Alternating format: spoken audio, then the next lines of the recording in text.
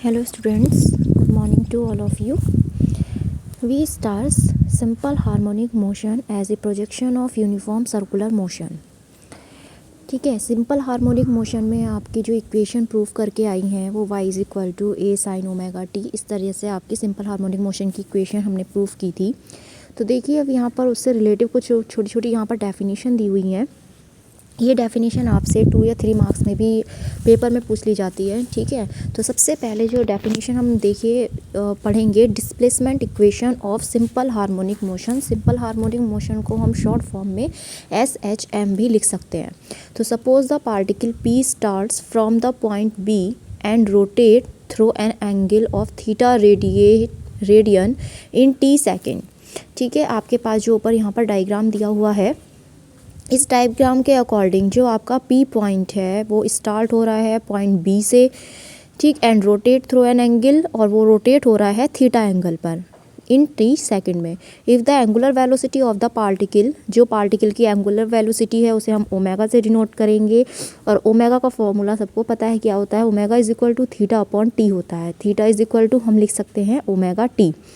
ठीक है, तो T सेकंड में जो आपका हम इसे डिस्प्लेसमेंट के इक्वल लिखेंगे, तो y is equal to O N, और ओ एन की जगह हम यहाँ पर इसे O P sine N P O, इसे हम यहाँ पर ये यूज़ कर सकते हैं।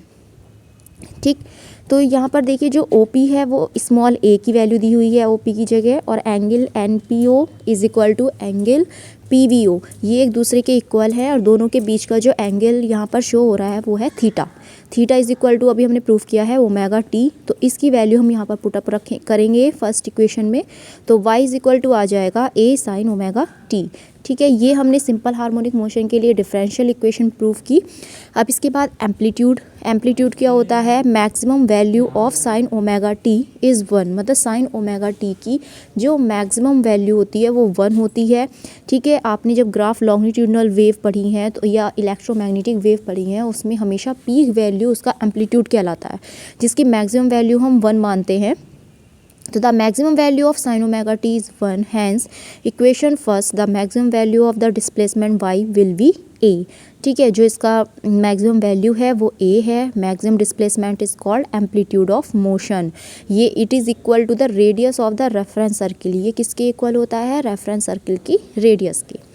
पीरियोडिक टाइम, मतलब आपको 1 साइकिल कवर करने में जितना टाइम लगता है वो उसका पीरियोडिक टाइम कहलाता है। तो the time taken by n to complete 1 vibration is called the periodic time t of n। ठीक है, पीरियोडिक टाइम को हम कैपिटल T से रिप्रेजेंट करेंगे, और जो n का वाइब्रेशन कहलाएगा, है ना, n की अपोजिट, तो वन वाइब्रेट कर रहे हैं यहाँ पर। तो the time during which n completes 1 vibration, यहाँ पर जो टाइम पीरियड है वो आपका 2 पाई अपॉन ओमेगा, हमने पहले भी ये फॉर्मूला यहाँ पर पढ़ा है, तो आप इसे यहाँ अच्छे से याद कर सकते हैं न्यूमेरिकल के लिए। नेक्स्ट देखिए फ्रीक्वेंसी। तो फ्रीक्वेंसी क्या होती है, the number of vibrations completed by n in 1 second. इसका मतलब वाइब्रेशन का नंबर जो कंप्लीट होता है 1 सेकेंड में वो उसका क्या कहलाती है, फ्रीक्वेंसी कहलाती है।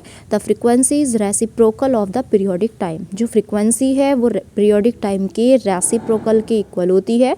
तो n is equal to 1 upon t, और t की जगह हम यहाँ पर जब 2 पाई अपॉन ओमेगा रखेंगे तो ओमेगा ऊपर चला जाएगा, ये हो जाएगा n is equal to omega upon में 2 पाई। ठीक है, नेक्स्ट फेस, हम एक जब डायग्राम बनाएंगे, when A particle vibrates its position and direction of motion very with time. मतलब जब एक पार्टिकल आपका वाइब्रेट करता है तो उस टाइम उसकी पोजीशन और डायरेक्शन, मतलब मोशन की जो पोजीशन है और डायरेक्शन है वो टाइम के साथ वेरी करेगी। The face of A vibrating particle at any instant express the position and direction of motion of the particle at that instant. इसका मतलब वाइब्रेट करते हुए जो पार्टिकल है उसका फेस उसकी डायरेक्शन या पोजीशन को शो करेगा टाइम के साथ जब वो वेरी करेगी। ठीक है, तो देखिए यहाँ पर जो आपका y o n है वो किसके इक्वल है, अभी हमने ऊपर प्रूफ किया था O P sine N P O के, जिसे हम एन पी ओ जो है वो आपका पी ओ बी के इक्वल भी है यहाँ पर।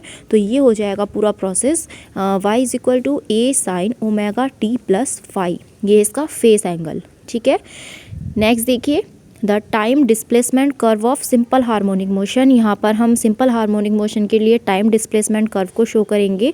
तो आपकी जो इक्वेशन प्रूफ होकर आई थी सिंपल हार्मोनिक मोशन की, y = a sin 2 pi small t upon capital T, ठीक है। ओमेगा की जगह हमने यहाँ पर 2 पाई अपॉन t का यूज़ किया था। अब हम इसे इक्वेशन फर्स्ट में जब रखेंगे तो आपके पास यहाँ इक्वेशन आएगी y = a sin 2 pi small t upon में कैपिटल T,